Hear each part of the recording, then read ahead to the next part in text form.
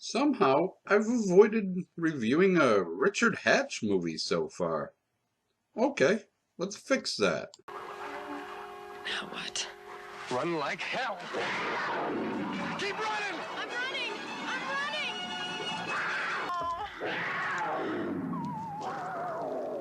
What's going on? Maybe it's some sort of strange ritual?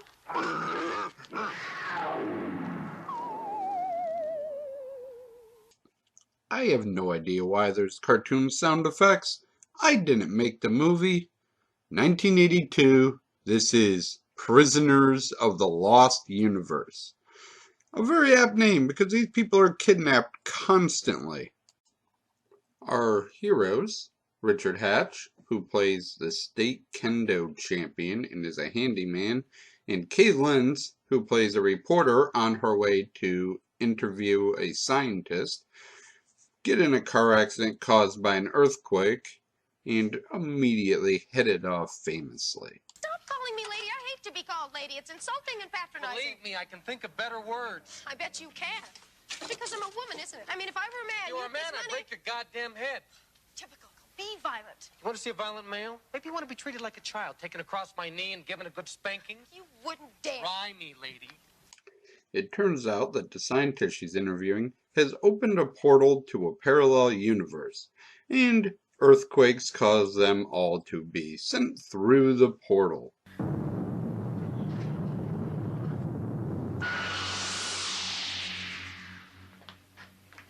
Dr. Hartman. Dr. Hartman? Well, heaven it isn't. So it must be hell. Only this doesn't look like Dallas. After wandering around on their own a little bit, our heroes finally meet up with each other in the scene I showed you above, where they're chased by pint-sized midgets with glowing heads that make cougar noises, and they're saved by a caveman. Yep, that's the sentence I just said. Anyways, they discover that through time dilation, the Doctor was sent through the portal over a year ago and could be anywhere or could be dead.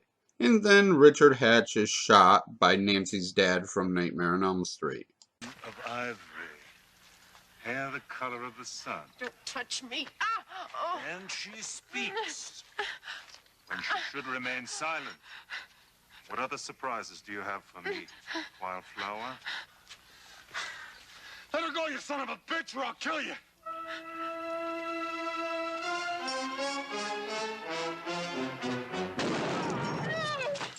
You killed him! Don't worry, it'll take a little bit more than a bullet to the head to kill Richard Hatch. He's woken up by a thief trying to steal his watch, and is introduced to a trader willing to trade a horse for his tools. He's a handyman. And then gets into a fight trying to free this green guy that knows secrets of something that's never explained. A horse, my friend, and food and drink is all I ask in return.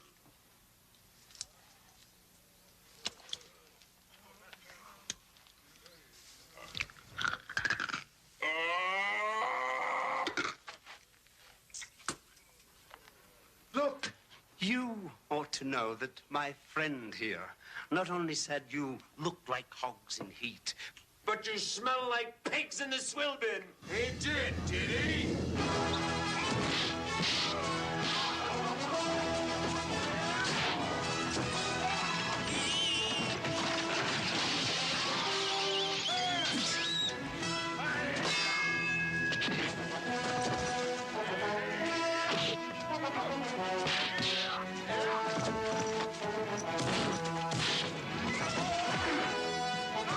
This movie loves its sound effects. Don't ask me why, but it does. And not all the fight scenes are as good as that one.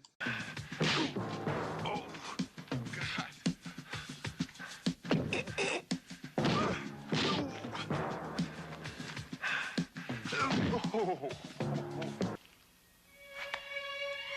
God. Oh, shit!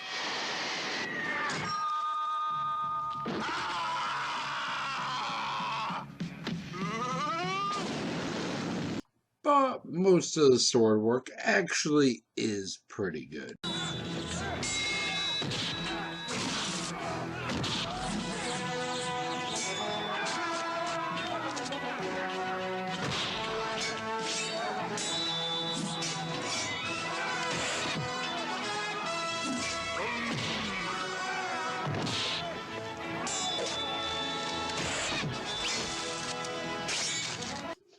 Overall, yeah, this movie, if it wasn't for the sound effects, wouldn't be so horrible.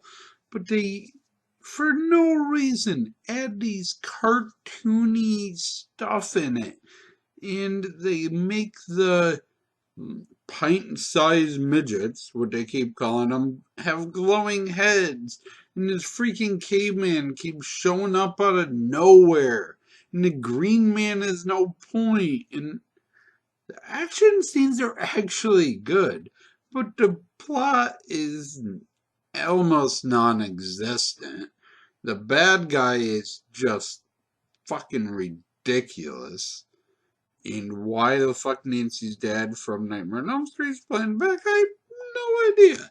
But he is. And he's playing like a really creepy, like, scummy, he's messing with sex slaves type dude, and it just doesn't fit the character that I know him as. It makes really little sense. In the sound effects, I know I said it, but Christ. Refuse to make this place blown about. Malachi, give me back my watch. Why? Why? Just why? Who thought that was a good idea? This movie vaguely mentioned Dallas, so this movie gets 4 Tony Romos out of 10 for horrible acting, horrible dialogue, out of nowhere fucking sound effects that still boggle my goddamn mind, but really good fighting and not a horrible overall idea. Thank you for watching, and as always, I shall try to do better next time. Here is a random scene from the movie. It's okay now. You can come on up. Oh, God!